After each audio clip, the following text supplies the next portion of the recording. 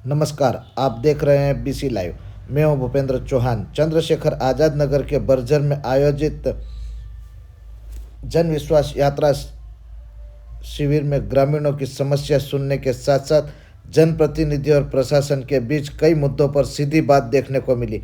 खास तौर पर विधायक सेना पटेल ने जमीन अधिग्रहण के मुद्दे को लेकर अपनी बात मजबूती से रखी, जिस पर कलेक्टर नीतू माथुर ने अपना पक्ष रखते हुए इन बातों को सिरे से खारिज किया। लेकिन इस मंच पर विधायक सेना पटेल ने सेजावाड़ा से आम्बा मार्ग को जल्द बनाने की मांग भी पूरी मजबूती से उठाई। करने वाले हो, लेकिन मैं चाह रही कि आप सबकी तरफ से मैं रख दूं। कलेक्टर महोदया से निवेदन है, मुख्यमंत्री जी से भी निवेदन है कि जो सेजावाड़ा से लेकर आम्बा तक का जो रोड है वो 3 वर्ष हो गए, लेकिन दिनांक आज तक चालू नहीं हुआ। तो मैं माननीय मुख्यमंत्री जी, जिले की कलेक्टर महोदया से निवेदन करती हूँ कि भारत सरकार की ये कहाँ टेंडर लगे, कहाँ इसकी त्रुटियां है, क्या गतिविधियां हैं, ये क्यों नहीं चालू हो पा रहा। तो ये वाली बात आप अगर ऊपर रख दे और ये रोड। Thank you madam.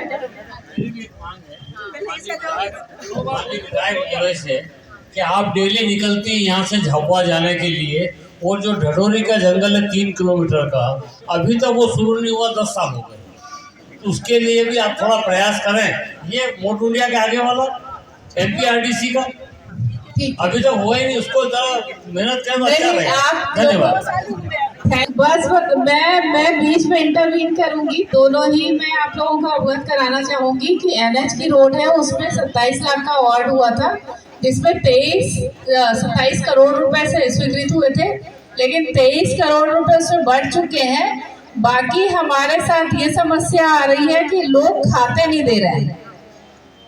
अगर मैडम से भी अनुरोध है कि आपके क्षेत्रांतर्गत जितने भी हैं, SDM मैडम को मैं बोलूँगी कि सूची जितने लोग खाते नहीं दे रहे हैं वो दे दें, तो मैडम भी हेल्प कर दें। जैसे ही खाते आएंगे हम उनके खाते में पैसा डाल देंगे और 90% अवार्ड राशि बढ़ते ही वो काम स्टार्ट हो जाएगा। हमारी तरफ से कोई भी डिले नहीं है, सैंक्शन हो चुका है। SDM मैडम, कितने गाँव का आपका खाते नहीं मिल रहा है?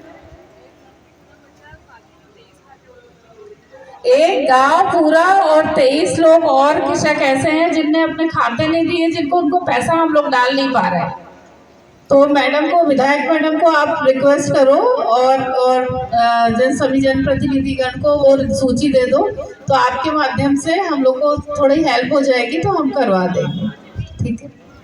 उनके नामांतरण कर दिए गए हैं, वो भी नामांतरण के लिए प्राप्त कर लें। नामांतरण के जो आदेश हैं उसमें जो अपन खसरा मिल्ट्री कर दी है, परिवर्तन किया, उसके भी आवेदन प्राप्त कर लें।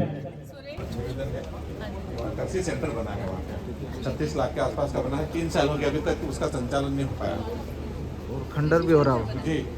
वाटर सेट की ओर से बना मैम, इसमें अभी बता रहे हैं ये वाटर सेट से बना था। इसको जी प्राप्त करें, तालियां बजाते रहे भाई। ये हमारे क्षेत्र में जो मुख्यमंत्री जन संवाद शिविर का आयोजन किया जा रहा है, जिसके तहत हम इनको हित लाभ दे रहे हैं। 1 लाख। और इस लेटर में क्या लिखा हुआ है? इस लेटर में ये लिखा हुआ है कि हर ग्राम पंचायत से ठहराव प्रस्ताव जल्दी पास करके ने हमें भिजवाइए। प्रशासन के द्वारा बार बार फोन लगाया जा रहा है।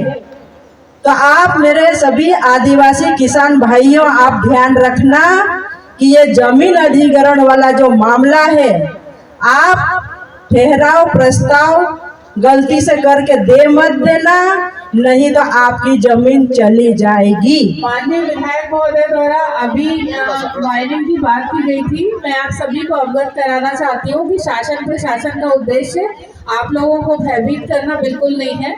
पेसा एक्ट इस जिले में लागू है। पेसा एक्ट के तहत कोई भी कार्रवाई होती है तो हम लोग ग्राम पंचायत से अभिमत मांगते हैं, ना कि दबाव डाल के उनसे आपको करवाते हैं। तो मैं माननीय मैडम से रिक्वेस्ट करना चाहती हूँ कि कोई भी शासन भारत सरकार ने ऐसी संभावना देखी है यहाँ पर कि यहाँ पर कोई खनिज मिल सकता है, और ये केवल अलीराजपुर जिले में नहीं होता है, पूरे भारतवर्ष में ऐसी संभावनाएं देखी जाती हैं जहाँ पर खनिज मिलता है।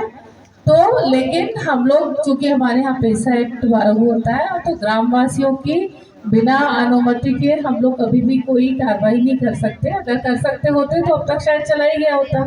इसलिए हम लोगों ने ग्राम सभा से केवल ये रिक्वेस्ट किया था कि आप अपना अभिमत दे दें, और उन पर कोई दबाव नहीं डाला गया है। और ना ही मैं ये भी अवगत कराना चाहती हूँ कि भविष्य में कोई भी नहीं डाला जाएगा दबाव, और न कभी डाला जा रहा है और न कभी डाला जाएगा। केवल हम अभिमत उनका जानना चाह रहे थे कि वो अपने यहाँ देखे, कोई भी उद्योग लगता है या माइनिंग होता है तो उससे लोगों को रोजगार भी मिलता है, और उससे क्या होता है कि आप लोगों के उस जगह का कोई बड़ी कंपनी आती है तो वहाँ विकास भी होता है। लेकिन ये पूरी तरह ग्राम सभा के ऊपर डिपेंड है कि वो चाहती है या नहीं चाहती। अगर आप लोग हमें सरपंच सीओ जिला पंचायत द्वारा ग्राम सभा की मंशा से अवगत कराया गया था, तो वो हमने वरिष्ठ अधिकारियों को उस संबंध में सूचित किया गया है। तो आपको किसी तरह से कोई भयभीत होने की जरूरत नहीं है, ना ही किसी की बातों में आने की जरूरत है। धन्यवाद। धन्यवाद मैम। जन विश्वास यात्रा में आज बरसर आए हैं। यहाँ पर जो ग्रामीणों की समस्या को लेकर किस प्रकार से कार्यक्रम आयोजित किया गया और यहाँ कैसा निराकरण किया गया, उससे आप क्या संतुष्ट हैं और आगे इस प्रकार के प्रोग्राम से क्या बताना चाहेंगे आप? देखिए, ये जो अभियान चल रहा है आज से, इन्होंने 7 दिन पहले से प्रशासन ने चालू किया है। ठीक है, इन्होंने आवेदन लिए हैं जनता के, जन तक इन्होंने क्या प्रॉब्लम की ज़रूरत है। जैसे ग्रामीण क्षेत्र में नल जल योजना का जिस प्रकार से ढिंढोरा पीटा जाता है कि नल जल योजना घर घर शुद्ध जल पहुंच चुका है, लेकिन नल जल योजना पूरी तरह से फ्लॉपिंग है सरकार की, क्योंकि नल जल योजना में कहीं से हमें शुद्ध जल नहीं मिल रहा, मतलब नहीं मिल रहा। और अभी जो आवेदन आए थे उसमें कहीं ना कहीं इतने आवेदन आए कि बहुत सारी महिलाएं आज भी नाले का पानी झीरी के माध्यम से पी रही है, और वो ये बताना चाह रही है कि पानी बरसात आने के कारण नाला बहने लग गया तो झीरियाँ भी खत्म हो चुकी है, तो गंदा पानी पीने को अभी भी मजबूर है। तो नल जल योजना के ऊपर यहाँ पे विशेष काम करने की ज़रूरत है। इसके पश्चात आप शिक्षा के क्षेत्र में देखो, शिक्षा के क्षेत्र में वो हमारा रिजल्ट कितना डाउन जाता है। मैं चाहूँगी कि हमारे साहब भी हमारे साथ खड़े हैं, शिक्षा के क्षेत्र में सुधार होना चाहिए। हम शिक्षा के क्षेत्र में हर स्कूलों में, हर हॉस्टलों में वार्डन से सबके जो नियम है, नियम अनुसार खाना बनना चाहिए, मीनू अनुसार भोजन मिलना चाहिए बच्चों को, और अच्छी शिक्षा मिलेगी तो जिले का नाम कहीं ना कहीं रोशन होगा। कैबिनेट मंत्री नागर सिंह जी चौहान आए थे और आप साथ में थे, भूमि पूजन किया था।